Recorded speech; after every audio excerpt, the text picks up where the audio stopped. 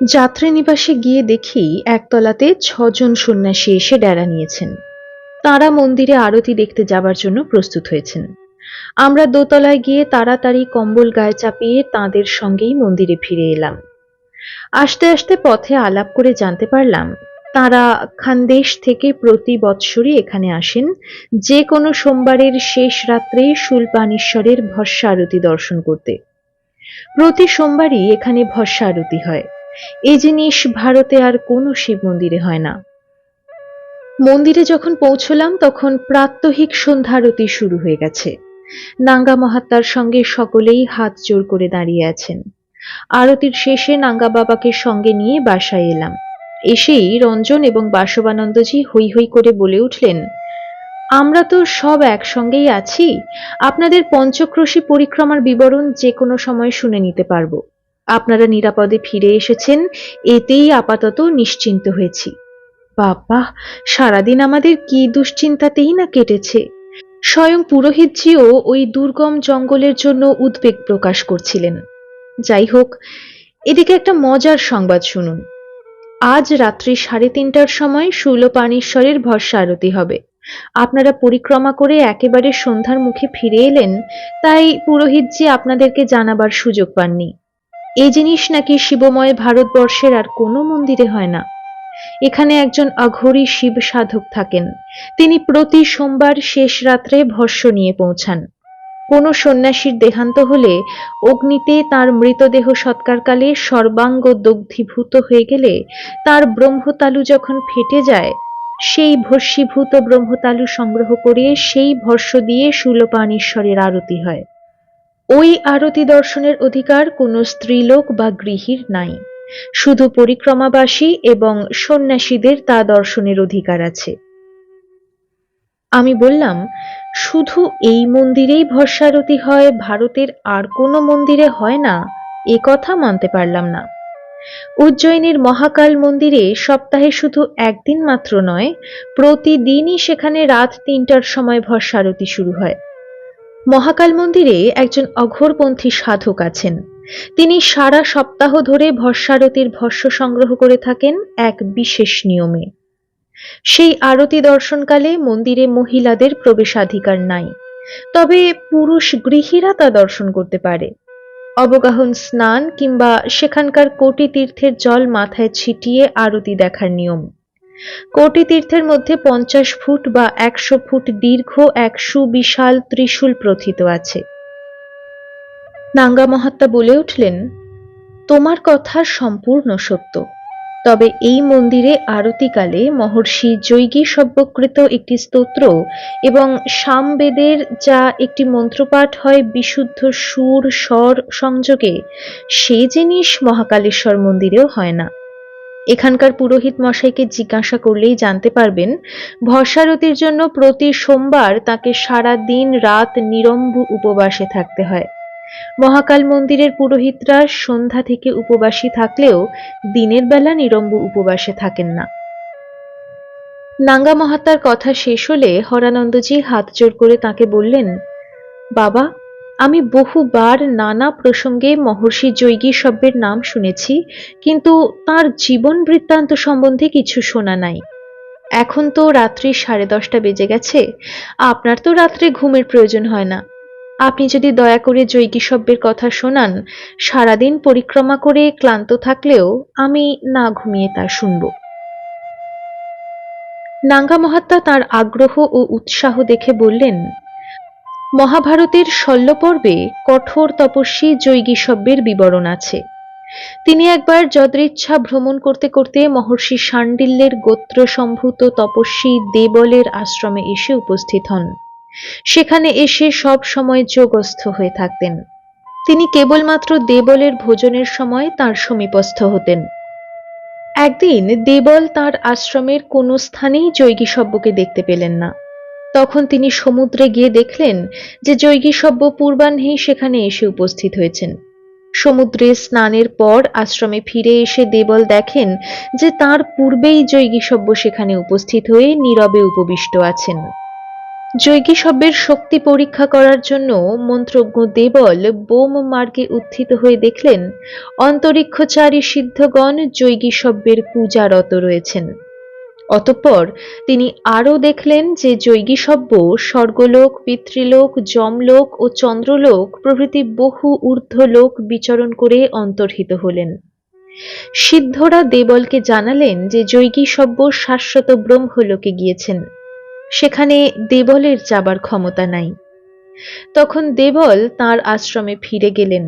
আশ্রমে পৌঁছে তিনি পরম বিস্মিত হলেন এই দেখে যে যৈগীসব্য তাঁর পূর্বেই আশ্রমে এসে বসে আছেন। তখন শ্রদ্ধাপ্লুত অন্তরে দেবল তাঁর কাছে মোক্ষ ধর্মের দীক্ষা প্রার্থনা করলেন। কাশীখণ্ডে আছে, মহাদেব তাঁরই ধ্যানে নিমগ্ন যৈগীসব্যের তপবহ্নি পরিশুষ্ক অস্থিচর্মসার শরীর দেখে নন্দিকেশ্বরকে আদেশ করেন, গৃহাণ লীলা কমলমিদং পীয়ূষপোষণম অনেন তস্য গাত্রাণি স্পৃশসাদ্যঃ সুবৃংহিণা। অর্থাৎ সদ্য প্রস্ফুটিত অমৃতময় এই লীলা কমল গ্রহণপূর্বক তুমি যৈগীসব্যের সমগ্র শরীরে এটি বুলিয়ে দাও। গ্রীষ্মান্তে বৃষ্টির জল পেলে বিবরস্থ ভেককুল যেমন উল্লসিত হয়, মহাদেবের আদেশে নন্দী সেই লীলা কমল স্পর্শ করাতেই যৈগীসব্যের সারা শরীরে আনন্দের বাণ ডাকল। সেই অবস্থাতেই নন্দী তাকে সঙ্গে নিয়ে আকাশপথে এই অনাদি লিঙ্গের সামনে এনে উপস্থিত করলেন। গিরিজালিঙ্গিত বামার্থ ভগবান শূলপাণিকে দিব্য নেত্রে দর্শন করে যৈগীসব্য সে সময়ে যে দীর্ঘ স্তব পাঠ করেছিলেন, আজ ভস্মারতির সময় শুনবে গুরু পরম্পরা প্রাপ্ত সেই মন্ত্রের একটি স্তবক পাঠ করতে করতে পুরোহিতজি আরতি করবেন। তারপর তিনি বৃহতি ছন্দে যে বেদ মন্ত্রটি পাঠ করবেন তা সামবেদের অন্তর্গত পূর্বাচিকে ঐন্দ্রকাণ্ডের 233 নম্বর মন্ত্র। যৈগীসব্যের পূর্ণ জীবন বর্ণনা করেই মহাত্মা চলে গেলেন তার ঘরে। হরানন্দজি চোখের ইশারা করে মুখ টিপে আমাকে বললেন, আমাদের এই গুণমণিও যৈগীসব্যেরই একটি পকেট সংস্করণ। মনে আছে তো, ইনি চোখে ভালো করে দেখতে পান না, সেখানকার পুরোহিতের কাছে শুনে হিরণময়ানন্দজির চাপে সুখদেবেশ্বর থেকে একে এড়িয়ে চলে এসেছিলাম, কিন্তু রুণ্ডগ্রামে এসে দেখলাম আমাদের আগেই তিনি সেখানে পৌঁছে গেছেন। রুণ্ডগ্রাম থেকে নরবাড়ি মহল্লা, নরবাড়ি মহল্লা থেকে পৈচায় পুতিকেশ্বর মন্দির, পুতিকেশ্বর মন্দির থেকে কটোরায় হনুমন্তেশ্বর মন্দির, সর্বত্র আমরা তাকে এড়িয়ে চলবার চেষ্টা করলেও তিনি সর্বত্র আমাদের আগে আগে পৌঁছে গেলেন। কটোরার হনুমন্তেশ্বর মন্দির থেকে এ পর্যন্ত ইনি সর্বত্র আমাদের সঙ্গে সঙ্গে আছেন। ক্রমশ এর গুণের পরিচয় পেয়ে এখন বলতে গেলে আমরা ওর ভক্তই হয়ে গেছি। আমাদের বুড়ো স্বামীজি তো আগে ওনাকে দু চোখ মেলে দেখতেই পারতেন না, এখন তো সুযোগ পেলেই পদধূলি নেন। যাকে, এখন রাত্রি 12টা বেজে গেল, এবার শুয়ে পড়া যাক, আবার রাত্রি 3টায় উঠতে হবে। যদি ঘুমিয়ে পড়ি ডেকে দিও ভাই। সকলেই কম্বল মুড়ি দিয়ে শুয়ে পড়লাম। শোয়ার সঙ্গে সঙ্গে ঘুম। রাত্রি 3:15টায় খানদেশ থেকে যে সাধুরা এসে নিচের তলায় রয়েছেন তাদের কোলাহলে আমরাও উঠে পড়লাম। দরজা খুলে দেখি নাঙ্গা সাধু দাঁড়িয়ে আছেন। আমরা হ্যারিকেন ও টর্চ হাতে নিয়ে কোনো মতে মন্দিরে গিয়ে পৌঁছলাম। চারদিকে ঘুটঘুটি অন্ধকার, তার উপর হিমেল বাতাসের ঝাপটা, মনে হচ্ছে যেন বরফের বৃষ্টি হচ্ছে। যাত্রী নিবাস থেকে মন্দিরে আসতেই শিশির ভেজা পথে আসতে গিয়ে মনে হলো পাগুলো অসাড় হয়ে গেছে। পুরোহিতজির নির্দেশে কম্বল আদি সকল গাত্রবস্ত্র বারান্দায় রেখে দিয়ে নগ্ন গাত্রে সকলেই মন্দিরে গিয়ে ঢুকলাম। গুড়গুড় শব্দে কারা না কারা বেজে উঠল। একসঙ্গে বেজে উঠল শিঙা, ডমরু ও বিষাণ, এবং তার সঙ্গে দুটি বৃহৎ আকারের করতাল। সব যন্ত্রই তালে তালে এমন গুরুগম্ভীর শব্দে বাজছে যে এখন রাত্রি 3:30 বাজলেও মনে হচ্ছে যেন নিশীথে কোনো শ্মশানে তাল, বেতাল এবং ভৈরবরা সব এক তালে নাচতে আরম্ভ করেছে। ঘন ঘোর জঙ্গলের মধ্যে এক ভয়ঙ্কর পরিবেশ এবং পটভূমিকায় বম বম গুড় গুড় গুপ গুপ ধ্বনি উঠতে মনে হলো আমরা যেন কোনো ভুতুড়ে অলৌকিক স্থানে দাঁড়িয়ে আছি। কর্পূরের আরতির পরেই অঘোরপন্থী সাধু সেই ভস্যের পুঁটলি নিয়ে এসে শূলপাণেশ্বরের গায়ে ছড়াতে ছড়াতে তাথই তাথই নৃত্য শুরু করলেন পুরোহিতজির সঙ্গে। তারপর পুরোহিতজির ইঙ্গিতে সকলে হাত ধরাধরি করে শূলপাণেশ্বরকে মাঝখানে রেখে বৃত্তাকারে ঘিরে নাচতে লাগলাম আমরা।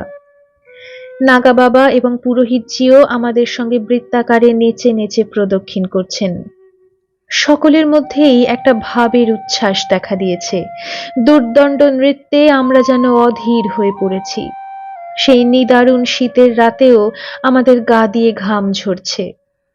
অঘোরী সাধু ভস্য ছড়িয়ে ছড়িয়ে শূলপাণি দেবকে প্রায় যখন ঢেকে ফেলেছেন, তখন পুরোহিতজি মহর্ষি জৈগীষব্যের সেই স্তব পাঠ করতে লাগলেন। ওং নমঃ শিবায় শান্তায় সর্বজ্ঞায় শুভাত্মনে জগদানন্দকান্দায় পরমানন্দ হেতবে अरूपाय स्वरूपाय नानारूपधराय च विरूपाक्षाय विधये विधि विष्णुस्तुताय च स्थावराय नमस्तुभ्यं जंगमाय नमोस्तुते सर्वात्मने नमस्तुभ्यं नमस्ते परमात्मने। আমরা তখনও বৃত্তাকারে যেন কোনো আবেগের ঘোরে নেচে চলেছি। পুরোহিতজির স্তব পাঠ শেষ হলো, সঙ্গে সঙ্গে মন্দিরের মধ্যে বিদ্যুৎ ঝলসে উঠল। আমরা স্তম্ভিত ও বিহ্বল হয়ে দাঁড়িয়ে পড়লাম। স্তব পাঠ শেষ হতেই পুরোহিতজি নতজানু হয়ে বৃহতি ছন্দে গেয়ে উঠলেন সেই সামবেদের মন্ত্র। ওং অভিত্বা শূরা নৌনুমো দুগ্ধা ইব ধেনবঃ ঈশানমস্য জগতঃ স্বর্দৃশমীশানমিন্দ্র তস্থূষঃ। অর্থাৎ দোহন করা হয়নি এমন দুগ্ধবতী গাভীদের মতো ভক্তি বিনম্র চিত্তে, হে ঈশান, তোমার চরণ তলে এসে উপস্থিত হয়েছি। হে ইন্দ্র, তুমি জঙ্গমের ঈশ্বর, তুমি স্থাবরের ঈশ্বর, তুমি সর্বদর্শী। মন্ত্রোচ্চারণের সঙ্গে সঙ্গে ঝরঝর করে কেঁদে ফেললেন পুরোহিতজি।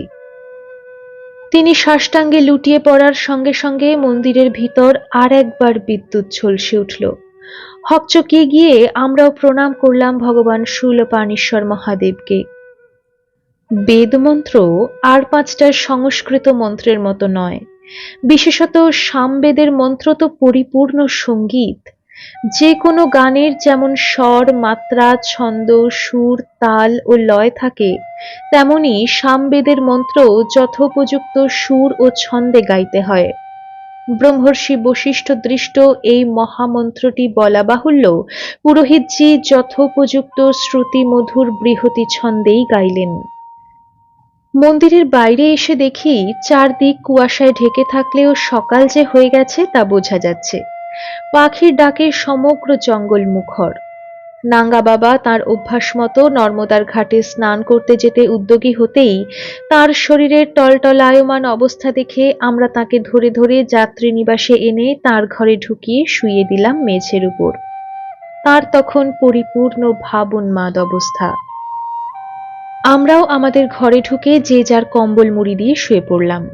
সারা দিন ধরে ভৃগুতুঙ্গ ও ভৃগু পর্বতে ঘুরে পঞ্চক্রোশী পরিক্রমা করার ধকল, তার উপর রাত্রি 3:30 থেকে সকাল পর্যন্ত ভস্মারতি দর্শনে রাত্রি জাগরণের যে ক্লান্তি, তাতে পরিশ্রান্ত হয়ে আমরা সবাই শোয়া মাত্রই ঘুমিয়ে পড়লাম। ঘুম ভাঙল আমারই সবার শেষে। বেলা তখন 10টা বাজতে যায়।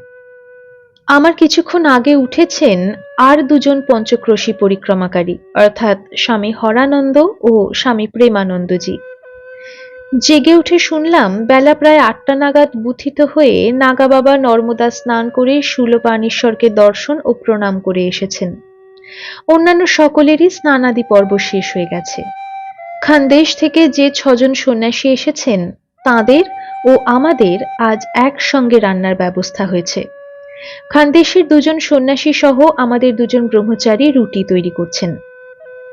আমরা 3 জন তাড়াতাড়ি নর্মদাতে স্নান করতে গেলাম। পূর্বেই বলেছি, মন্দিরের পিছনেই নর্মদা বয়ে চলেছেন। উত্তর তটের পর্বতশ্রেণী এবং এই তটের পর্বতশ্রেণীর মধ্যে 3টে চট্টানের উপর দিয়ে নর্মদার জল অত্যন্ত খরবেগে বইছে।